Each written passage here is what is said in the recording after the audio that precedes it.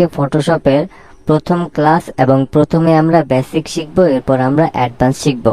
তো যারা নিয়মিত ফটোশপ শিখতে চান অবশ্যই চ্যানেলটিকে সাবস্ক্রাইব করে রাখবেন। তো আমার এখানে যে ফটোশপের যে ভার্সনটি দেখতেছেন এটা হচ্ছে 2021 ভার্সনের। তো এখানে হচ্ছে আমরা ফটোশপ 2021 ভার্সনের মাধ্যমেই কাজ শিখব। তো আপনি যখন ফটোশপ 2021 ভার্সনের কাজ পারবেন তখন আপনি আরো উপরের যে ভার্সনগুলি আসবে সেগুলিরও কাজ পারবেন এবং তার নিচের যে ভার্সনগুলি আছে সেগুলিরও কিন্তু আপনি কাজ পারবেন। তো সবকিছু মিলিয়ে হচ্ছে এখানে সবচাইতে সহজ যে বিষয়টা, আপনি যখন অ্যাডোবি ইলাস্ট্রেটর ব্যবহার করতে পারবেন বা অ্যাডোবি ফটোশপ ব্যবহার করতে পারবেন, যে কোনো একটা, হয় ফটোশপ না হয় ইলাস্ট্রেটর, দুইটার একটা যদি আপনি মোটামুটি জানেন তাইলে আপনি ফটোশপে আসলে দেখবেন যে দুইটা কিন্তু অ্যাডোবি ইলাস্ট্রেটরের মতোই দেখা যায় এবং প্রায় 95% অপশনে কিন্তু অ্যাডোবি ইলাস্ট্রেটরের মতো ফটোশপকে দেখা যায় এবং ফটোশপকে অ্যাডোবি ইলাস্ট্রেটরের মতো দেখা যায়। এটা হচ্ছে যারা এই অ্যাডোবি প্রোডাক্ট ব্যবহার করেন তাদের বড় একটা সুবিধা। যাই হোক, তো এখন বিষয় হচ্ছে আমরা অ্যাডোবি ফটোশপটাকে ওপেন করলাম। ওপেন করার পর সর্বপ্রথমে আমাদের যেটা প্রয়োজন পড়ে সেটা হচ্ছে যে আমরা আমাদের ফটোশপের মধ্যে কি নিয়ে প্রথমে কাজ করতে চাই এটা আমাদেরকে বুঝতে হবে। যেমন ফটোশপ মানুষ বিশেষ করে কেন ব্যবহার করে, কোনো ছবি এডিট করার জন্য, তারপরে হচ্ছে আপনার কোনো ডকুমেন্ট এডিট করার জন্য, এইগুলি মূলত এই উদ্দেশ্যে আসলে ফটোশপটা তৈরি করা। এখন আপনি যে শুধুমাত্র ছবি এবং ডকুমেন্ট এডিট করতে পারবেন বিষয়টা কিন্তু এরকম না। ফটোশপের মাধ্যমেও কিন্তু আপনি logo design, banner design, visiting card সব কিছু তৈরি করতে পারবেন এই ফটোশপের মাধ্যমেই। কারণ দুইটা সিমিলার টাইপের, আপনার 100% এই দুইটাই কিন্তু একই রকম। অ্যাডোবি ইলাস্ট্রেটর এবং ফটোশপ দুইটা কিন্তু দেখতে একই রকম, বাট এই ফটোশপের আলাদা যে সুবিধাটা রয়েছে সেটা হচ্ছে যে আপনি এখানে ছবি এডিট করতে পারবেন, অ্যাডোবি ইলাস্ট্রেটরে ছবি এডিট করতে পারবেন না। এটাই হচ্ছে সুবিধা এবং অসুবিধা। যাই হোক, তো প্রথমে আমরা ফটোশপে যেহেতু ছবি এডিট করব সেক্ষেত্রে আমাদের এই ফটোশপের মধ্যে ছবি নিয়ে আসার জন্য প্রথমে আমরা ফাইলে যাই, ফাইল থেকে ওপেনে ক্লিক করি। ওপেনে ক্লিক করার পর ধরেন আমি এখান থেকে এই ছবিটাকে ওপেন করব। তো এটার জন্য প্রথমে আমি এখানে সিলেক্ট করব, এরপর আমি এই নিচ থেকে ওপেনে ক্লিক করলে আমাদের ফটোশপে একটা ছবি কিন্তু ওপেন হয়ে যাবে। তো এখন দেখেন এখানে কিন্তু আমাদের একটা ছবি ওপেন হয়ে গেল। এবার এখানে হচ্ছে আমরা যদি চাই যে এই যে ইমেজটা রয়েছে এটার আমরা কোনো কিছু পরিবর্তন করতে বা কালার পরিবর্তন করতে, এটাকে একটু লাইট ডিপ করতে, সেটা কিন্তু আমরা করতে পারবো। তো এখন আমি এখান থেকে ছবি ওপেন করার বিষয়টা জানতে পারলাম। এবার এখানে বিষয়টা হচ্ছে যে আমরা যদি কোনো একটা ডকুমেন্ট ক্রিয়েট করতে চাই, যেমন ধরেন আমরা A4 সাইজের একটা পেপার এখানে নিতে চাই, সেটার মধ্যে আমরা কাজ করে আমরা যাতে সহজে প্রিন্ট করতে পারি। তো এটার জন্য কি করতে হবে, আমাদের প্রথমে ফাইলে যেতে হবে, ফাইল থেকে আমাদের নিউতে যেতে হবে। আপনি কিবোর্ড থেকে Ctrl+N প্রেস করলেও আপনি এরকম একটা অপশন পেয়ে যাবেন। এখন এখানে বেশ কিছু অপশন দেওয়া আছে, যেমন রিসেন্টলি আমি এই দুইটা ট্যাব ওপেন করেছিলাম সেজন্য এই দুইটা এখানে দেখাইতেছে। এরপর হচ্ছে সেভ অপশন, আপনি যদি রিসেন্টলি কোনো কিছু সেভ করে থাকেন সেটা এখানে দেখাবে। এরপর হচ্ছে ফটো, ফটোর এখানে বেশ কিছু অপশন দেওয়া আছে যেগুলির মাধ্যমে আপনার যদি নির্দিষ্ট কোনো সাইজের ফটো প্রয়োজন পড়ে, যেমন এখানে যে ছবিগুলি দেওয়া আছে এই ছবিগুলির সাইজ কিন্তু সবচেয়ে বেশি ব্যবহার হয়। তো আপনি যদি ধরেন নর্মালি এইরকম একটা ছবির সাইজ আপনি করতে চাচ্ছেন, সেক্ষেত্রে এখানে এটাকে ক্লিক করে জাস্ট ক্রিয়েটে ক্লিক করলে এইটার যে সাইজ অনুযায়ী আছে সেই সাইজ অনুযায়ী একটা কিন্তু ডকুমেন্ট ক্রিয়েট হয়ে যাবে। এবার এখান থেকে আপনার যেটা মনে চায় সেটা আপনি নিয়ে নিতে পারবেন। এরপর হচ্ছে প্রিন্টের এটা খুবই গুরুত্বপূর্ণ, কারণ আমরা কিন্তু ফটোশপের মাধ্যমে অনেক ডকুমেন্ট প্রিন্ট করে থাকি এবং সেগুলি বিশেষ করে আপনার A4 সাইজে কিন্তু আমরা প্রিন্ট করি। এখন আমরা যদি ফটোশপে কোনো কিছু প্রিন্ট করতে চাই তাহলে অবশ্যই আমাদেরকে A4 সাইজের একটা পেপার কিন্তু নিতেই হবে। এবং আপনি যদি লেটার সাইজের ছবি বা আপনি যদি লেটার সাইজের কোনো একটা ডকুমেন্ট প্রিন্ট করতে চান সেক্ষেত্রে অবশ্যই আপনাকে সাদা একটা ডকুমেন্ট কিন্তু আগে নিয়ে নিতে হবে। আপনি এখান থেকে এই যে ডকুমেন্টগুলি আছে এগুলি না নিয়েও কিন্তু আপনি প্রিন্ট করতে পারবেন, তবে এই যে এখানে যে পেপার সাইজগুলি রয়েছে এই পেপার সাইজগুলি সিলেক্ট করে আপনি যখন একটা ডকুমেন্ট প্রিন্ট করবেন তখন কিন্তু সেটা 100% A4 সাইজে আপনি আপনার মতো করে প্রিন্ট করে নিতে পারবেন। তো নর্মালি ধরেন আমি এখান থেকে একটা A4 পেপার সিলেক্ট করে নিলাম। এখন A4 পেপারে দেখেন এখানে মিলিমিটারটা সিলেক্ট করা আছে, মিলিমিটার হিসেবে হচ্ছে এটা উইথে থাকবে হচ্ছে 110 এবং হাইটে থাকবে হচ্ছে 297। এটা হচ্ছে A4 সাইজের মেজারমেন্ট। এখন এখানে একটা বিষয় দেখেন, এটা কিন্তু মিলিমিটারে সিলেক্ট করা আছে। এখন আপনি যদি চান যে এই মেজারমেন্টটা ইঞ্চিতে কত আসে সেটা দেখবেন, সেক্ষেত্রে এখানে ইঞ্চিতে ক্লিক করলে দেখেন এই A4 সাইজের যে মেজারমেন্টটা রয়েছে সেটাও কিন্তু আপনি এখান থেকে জানতে পারবেন। যেমন আমরা A4 সাইজে ক্লিক করলাম এবং এখানে আমরা ইঞ্চি সিলেক্ট করে দিয়েছি। ইঞ্চি হিসাবে একটা A4 সাইজের পেপার কত বাই কত হতে পারে সেটাও কিন্তু আপনি এখান থেকে দেখে নিতে পারেন। যেমন এটা হচ্ছে উইথে হচ্ছে 8.268 এবং হাইটে হচ্ছে 11.693। এটা হচ্ছে আমাদের A4 সাইজের এখানে মেজারমেন্ট, অবশ্যই এটা ইঞ্চি হিসেবে। এরপর হচ্ছে এখানে তো আপনি এটাকে A4 সাইজ নিলেন, তো A4 সাইজটাকে আপনি কোন ভাবে নিতে চান। যেমন দেখেন এই পেপারটা কিন্তু খাড়াখাড়ি ভাবে দেওয়া আছে এবং এখানে কিন্তু এটা সিলেক্ট করা আছে। এখন আপনি যদি চান যে এই পেপারটাকে ঘুরিয়ে আপনি এইভাবে করে নিতে চান, সেক্ষেত্রে আপনাকে এইটাকে সিলেক্ট করতে হবে এবং এখানে লেখা ওরিয়েন্টেশন, এটা একটু খেয়াল করবেন। আপনি যখন এটাকে যে কোনো একটা সাইজের আপনি পেপার আপনি নিতে চান, এটা যদি সিলেক্ট থাকে তাইলে উপরে নিচে লম্বালম্বি হবে। এরপর যদি আপনি এইটাকে সিলেক্ট করেন তাইলে এটা ঘুরে আপনার এইভাবে করে লম্বালম্বি হবে। এই বিষয়টা একটু খেয়াল করবেন। এরপর এখান থেকে এই যে রেজুলেশনটা, এইটা যাতে সব সময়ের জন্য আপনি 300 থাকে সেটা একটু খেয়াল করবেন। এটা প্রায় সময় কিন্তু এখানে 72 থাকে, আপনি অবশ্যই 300 করে নেবেন। অ্যান্ড দেন এদিক থেকে আপনি যে এই যে পেপারটা যে নিবেন, এই পেপারটার ব্যাকগ্রাউন্ডটা কি নিবেন।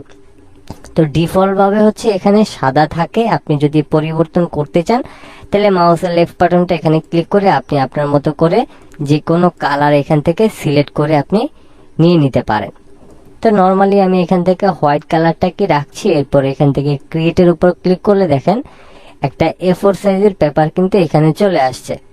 এখন এখানে যদি আপনি কোনো টেক্সট লিখতে চান লিখতে পারবেন, বা আপনি যদি এই ডকুমেন্টের উপরে কোনো একটা লোগো ডিজাইন বানাতে চান সেটাও বানাতে পারবেন। তারপরে এই পেপারের উপর রেখে আপনি যদি A4 সাইজের মাধ্যমে আপনি যদি পাসপোর্ট সাইজের ছবি এখানে সেট করে দেন এখানে প্রিন্ট করতে চান সেটাও কিন্তু করতে পারবেন। তো এটা হচ্ছে মূলত আমাদের একদম প্রথম একটা পর্ব। তো এরপর হচ্ছে এখানে যে বিষয়টা আমাদের বুঝতে হবে সেটা হচ্ছে যে অনেক সময় এই যে দেখেন অ্যাডোবি ইলাস্ট্রেটরে আমরা যারা কাজ করতাম তাদের কিন্তু একটা বিষয় খুব প্রয়োজন পড়তো, সেটা হচ্ছে রোলার। দেখেন এখানে একটা দাগ চলে আসছে, এরপরে আবার এখান থেকে যদি আমি আনি এখানে চলে আসলো, উপর থেকে যদি এখানে আনি, এভাবে করে আপনি রোলার ব্যবহার করতে পারবেন। এবং এই রোলারগুলি ব্যবহারের সুবিধাটা হচ্ছে আপনি কখন কতটুকু কিভাবে নিবেন, কোন অংশ থেকে কোন অংশ একটা শেপ নিবেন সেইটা কিন্তু আপনি এখান থেকে করে ফেলতে পারবেন। এখন এখান থেকে আমরা এটাকে তো আনা শিখলাম, এটাকে যদি সরানো প্রয়োজন পড়ে সেক্ষেত্রে কিভাবে সরাইতে হবে আমরা যাব ভিউতে, ভিউ থেকে ক্লিয়ার গাইডে গেলে আমাদের এই দাগগুলি এখান থেকে চলে যাবে। এরপর হচ্ছে আরো একটা সবচেয়ে গুরুত্বপূর্ণ বিষয় হচ্ছে এখানে দেখেন আমাদের এই যে রোলারটা রয়েছে, এটা যদি আপনাদের বেলায় না থাকে, যেমন ধরেন আপনাদের বেলায় এরকম থাকে, এখন এটাকে কিভাবে আনতে হবে, কিবোর্ড থেকে Ctrl+R প্রেস করলে এটা চলে আসবে। আমি শুরু থেকে আপনাকে বলেছিলাম যে অ্যাডোবি ইলাস্ট্রেটর এবং ফটোশপ দুইটা কিন্তু দেখতে একই রকম। দেখেন সব টুলস কিন্তু দুইটার একই রকম, বাট এটা দিয়ে আপনি logo design, visiting card, banner design, poster design সবকিছু করতে পারবেন। কিন্তু এই ফটোশপের সুবিধাটাই হচ্ছে এখানে আপনি ছবি এডিট করতে পারবেন, অ্যাডোবি ইলাস্ট্রেটরে করতে পারবেন না, জাস্ট এতটুকুই তফাৎ। আর এছাড়া বাকি যা কিছু আছে সবকিছুই আপনাকে ভালোভাবে আপনি সবকিছুই করতে পারবেন অ্যাডোবি ইলাস্ট্রেটরের মতোই। তো এখানে আমরা যেহেতু প্রথম পর্বে আছি, আমাদের আসলে সবচাইতে গুরুত্বপূর্ণ যে বিষয়গুলি সেগুলি আপনাদেরকে আজকে একটু বলে নিচ্ছি, তারপরে আমরা না হয় এখান থেকে টুলসগুলি শিখতে পারবো। তো প্রথমে আমাদের ফটোশপের যেই বিষয়টা সবচাইতে গুরুত্বপূর্ণ সেটা হচ্ছে লেয়ার। আমরা যদি এই ফটোশপের লেয়ারের বিষয়গুলি না বুঝি তাইলে আমরা ফটোশপে কিন্তু আগাতে পারবো না এবং ভালোভাবে আমরা কাজ করতে পারবো না। এজন্য আমাদেরকে এই অ্যাডোবি ফটোশপের আমাদের এই লেয়ারের বিষয়টা খুবই গুরুত্বপূর্ণ এবং আমাদের এই লেয়ারের বিষয়টা গুরুত্ব দিয়ে কাজ করতে হবে। তো ফটোশপের হচ্ছে আপনার এই লেয়ারের দিকে আপনি যদি একটু খেয়াল করেন তাইলে আপনার সব কয়টা কাজ একদমই ইজি হয়ে যাবে।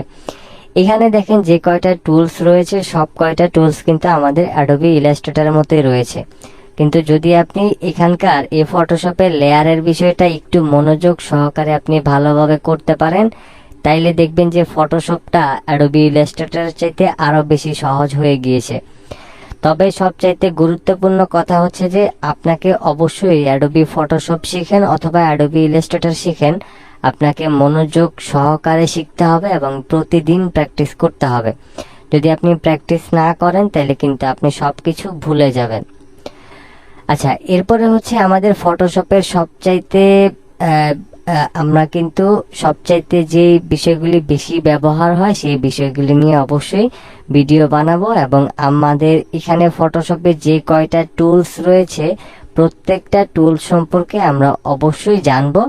তো আমাদের এই ফটোশপটা যাতে আমরা ভালোভাবে আয়ত্ত করতে পারি এজন্য আমরা চাচ্ছি যে আমরা ফটোশপের ভিডিওগুলি অবশ্যই একদম ছোট আকারে করব এবং ভালোভাবে শিখব। আমরা যেহেতু প্রত্যেকে শেখার উদ্দেশ্যে আসছি সেক্ষেত্রে আসলে নর্মাল ভাবে বা মোটামুটি ভাবে শিখে আসলে আমাদের কোনো কিছু হবে না বা করতে পারবো না। এজন্য আমরা চাচ্ছি যে এমন ভাবে আপনাদেরকে শিখাতে যাতে আপনাদের ফটোশপটা সারা জীবন মনে থাকে এবং আপনার আর কোথাও থেকে ভিডিও দেখা বা কোর্স করার প্রয়োজন না পড়ে।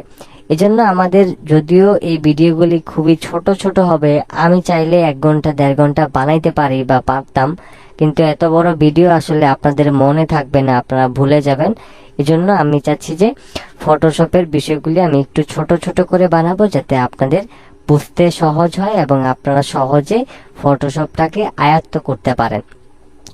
আরেকটা বিষয় আপনাদেরকে বলে রাখি, আপনি যদি অ্যাডোবি ইলাস্ট্রেটর নিয়ে কাজ করেন আপনাকে ফটোশপের সাহায্য নিতেই হবে। আবার যদি আপনি ফটোশপ নিয়ে কাজ করেন অ্যাডোবি ইলাস্ট্রেটরের সাহায্য নিতেই হবে। আপনি ফটোশপের কাজ পারেন বা অ্যাডোবি ইলাস্ট্রেটর পারেন, আপনাকে একটা জানলে আরেকটা জানতেই হবে। যেমন আপনি যদি অ্যাডোবি ইলাস্ট্রেটরে কাজ করেন, আপনি যদি লোগো ডিজাইন নিয়ে কাজ করেন আপনাকে মকআপ করতে হবে। এখন মকআপ করার জন্য আপনাকে ফটোশপে আসতেই হবে। আবার ধরেন যে আপনি ফটোশপে কোনো একটা কাজ করেছেন সেটাকে এখন অ্যাডোবি ইলাস্ট্রেটরের মাধ্যমে নিয়ে আপনি কোনো একটা বায়ারের জন্য আপনি কাজ রেডি করেছেন। তো সেই ক্ষেত্রে ধরেন যে কোনো একটা সময় দেখা গেছে যে একটা ইমেজ যদি আপনার ব্যাকগ্রাউন্ড রিমুভ করার প্রয়োজন পড়ে সেক্ষেত্রে আপনার ফটোশপ ব্যবহার করতে হবে। আপনাকে গ্রাফিক ডিজাইন প্রপারলি শিখতে হলে আপনাকে অ্যাডোবি ইলাস্ট্রেটর এবং ফটোশপ দুইটাই আপনাকে জানতে হবে। এজন্যই যারা এই সফটওয়্যারগুলি বানিয়েছে সব কয়টা বিষয় একই রকম দিয়ে দিয়েছে যাতে আপনাদের বুঝতে অসুবিধা না হয়, যাতে আপনি অ্যাডোবি ইলাস্ট্রেটর এবং ফটোশপ দুইটাই সহজে আপনি শিখতে পারেন। তো মূলত আমরা আসলে আজকে এইটা কেন ব্যবহার করতে হয়, কিভাবে ব্যবহার করে এবং আমরা আজকের এই ভিডিওটা যে শুরু করলাম এখান থেকে আমরা কি কি শিখতে পারবো সেই বিষয়গুলি নিয়ে আলোচনা করলাম।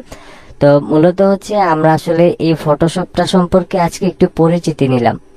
দ্বিতীয় ক্লাস থেকে আমরা এখানে যে টুলসগুলি রয়েছে সেই প্রত্যেকটা টুলসের কাজ আমরা শিখব।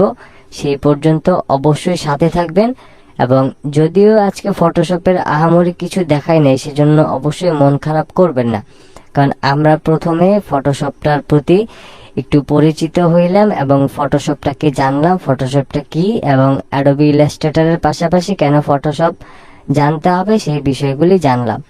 তা আজকের এই ভিডিওটা এই পর্যন্তই ছিল, তবে অবশ্যই পরবর্তী যে ক্লাসগুলিতে আছে সেগুলি থেকে কিন্তু আপনি নিয়মিত এই টুলসগুলি বিষয়ে শিখতে পারবেন।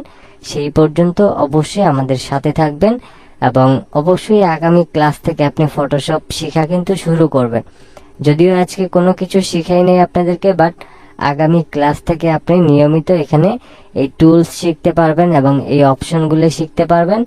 পাশাপাশি আমরা কিভাবে এই টুলসগুলি ব্যবহার করে ভালো ভালো কিছু কাজ করতে পারি সেই বিষয়গুলিও নিয়ে অবশ্যই ভিডিও বানাবো। আজকের মতো এই পর্যন্তই ছিল। সবাই ভালো থাকবেন, সুস্থ থাকবেন। আল্লাহ হাফেজ।